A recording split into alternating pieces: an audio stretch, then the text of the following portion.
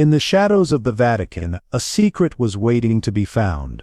Before his death, Pope Francis left behind something that would shake the foundations of the Catholic Church, a hidden letter addressed to Cardinal Luis Antonio Tagle. This wasn't just any letter. This was a message that remained hidden until after the Pope's passing. A message that could change everything we know about the future leadership of the Catholic Church. What did Pope Francis say in those private pages? Was this his final wish for who should lead next?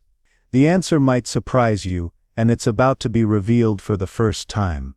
The world was still in shock when the Vatican confirmed Pope Francis had passed away shortly after an appearance during Easter weekend, the holiest time on the Christian calendar. As millions of Catholics around the world mourned, something unexpected happened behind the Vatican walls. A letter, handwritten by Pope Francis himself, was discovered in the archives. This wasn't just addressed to anyone. It was specifically written to Cardinal Luis Antonio Tagle, a man many believe could shape the future of Catholicism. For years, people whispered about this letter. Some claimed it was simply lost, while others believed it never existed at all. Now we know the truth, and it's far more powerful than anyone imagined. The letter wasn't sealed with an official Vatican stamp or marked with formal declarations. Instead, it contained something much more meaningful, personal guidance from Pope Francis to a man he clearly trusted deeply. Vatican insiders who have seen the letter say it's filled with wisdom, hope, and what appears to be a vision for the Church's future. The timing of this discovery can't be ignored.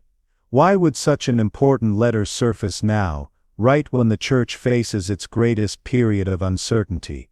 The answer points to Pope Francis himself, a leader who always thought 3 steps ahead, who understood that his words would matter most when the Church stood at a crossroads. What makes this letter truly extraordinary isn't just what it says, but the relationship behind it. Luis Antonio Tagle didn't come from wealth or privilege. He grew up in the busy streets of Manila, Philippines, where faith wasn't practiced in grand cathedrals but through everyday acts of kindness and service. This background immediately connected him with Pope Francis, who similarly rose from humble beginnings and carried that perspective throughout his papacy. Both men shared a vision of a church that walks alongside its people rather than standing above them. When Francis first met Tagle, those close to both men say an immediate bond formed, a recognition of shared values and purpose. He leads with his heart, not his rank. Pope Francis once said about Tagle during a private meeting with Vatican officials. This wasn't empty praise. It was recognition of a leadership style that mirrored Francis's own approach. Over the years, this mutual respect only deepened. In 2019, Pope Francis appointed Tagle to head the Congregation for the Evangelization of Peoples, one of the Vatican's most influential positions. This wasn't just a promotion, it was a clear signal. Francis was bringing Tagle closer, trusting him with greater responsibility, and perhaps preparing him for something more. Opening the letter revealed content that wasn't just personal but potentially historic. Written in Pope Francis's distinctive handwriting, the letter contained wisdom that went beyond simple guidance. The Church does not belong to those who seek power, it belongs to those who serve, Francis wrote. These weren't just pleasant phrases. They represented a clear vision for Catholic leadership, one that prioritized humility over authority, compassion over control.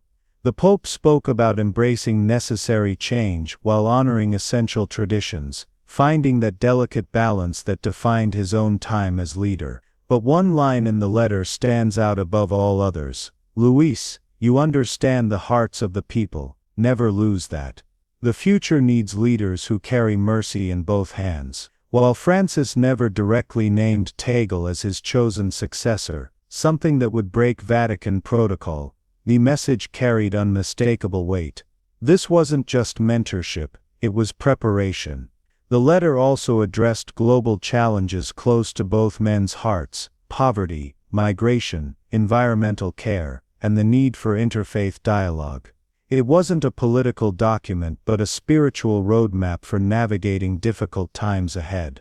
What makes Cardinal Tagle remarkable isn't just his connection to Pope Francis, but his reaction to this extraordinary letter. When Tagle first received it, he didn't announce it to the world or use it to advance his position. Instead, he responded with characteristic humility. "I am just a servant of God," Tagle reportedly told a close friend when asked about the letter's contents.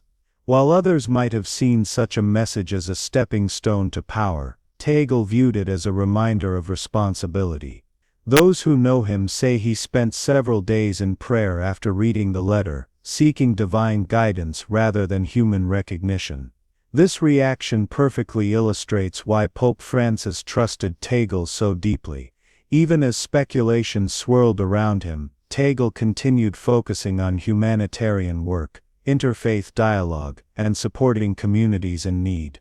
The Church must always be with the people, especially in times of struggle, he reminded his congregation during a recent homily. For Tagle, the letter wasn't about personal advancement, but about continuing a shared mission, bringing the Church closer to the people it serves, particularly those on society's margins. Today's Catholic Church stands at a critical crossroads. Declining attendance in traditional strongholds, ongoing scandals, and calls for modernization have created unprecedented challenges. Pope Francis understood these tensions better than most, pushing for a church that balanced necessary reforms with timeless values. His letter to Cardinal Tagle appears at exactly this moment of uncertainty, offering direction when it's needed most. As Francis wrote, the Church must not fear change when it serves love and truth. This wasn't just advice to a friend, it was a blueprint for navigating Catholicism's uncertain future.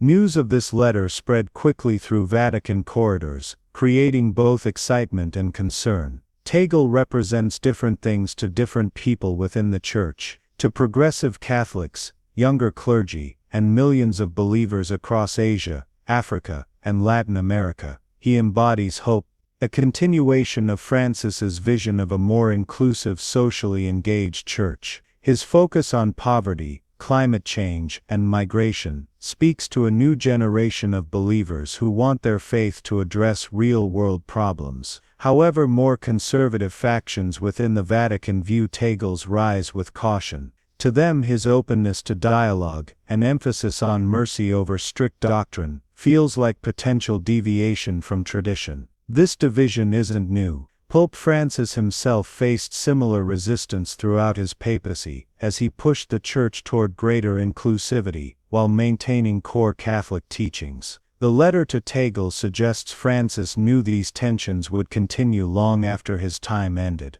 By mentoring Tagle so closely, was he attempting to ensure his vision would survive? Many Vatican analysts now believe this was precisely his intention, not to override church processes, but to strengthen a particular approach to faith and leadership. For years, Pope Francis chose his words carefully in public. But there was one phrase that has gained new significance since the letter's discovery: "Tagle carries my spirit."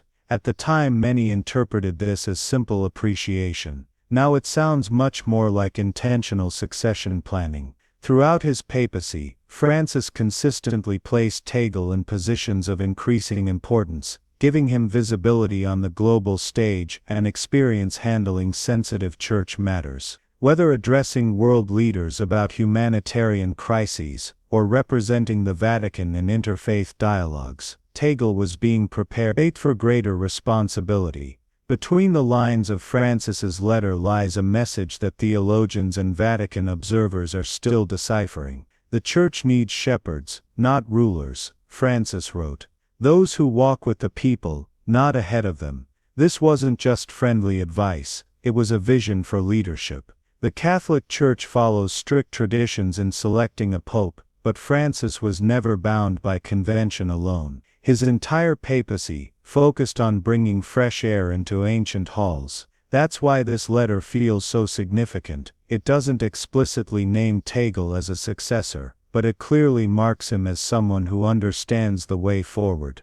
Perhaps the most revealing line comes near the letter's end. "Luis, remember leadership is service. When the time comes, let love guide you, not ambition." Those words carry weight, not because they crown Tagle, but because they prepare him. Many now believe this letter represents Francis' quiet endorsement of a leadership style he hoped would continue after his death, one centered on compassion, inclusion, and genuine service to humanity's most vulnerable members. As the Catholic Church moves forward from Pope Francis's death, this letter stands as perhaps his final teaching, not issued through formal channels but through personal connection. It reminds us that even in an institution built on tradition and hierarchy, change often happens through relationships, through trust passed from one generation to the next. What happens next remains uncertain.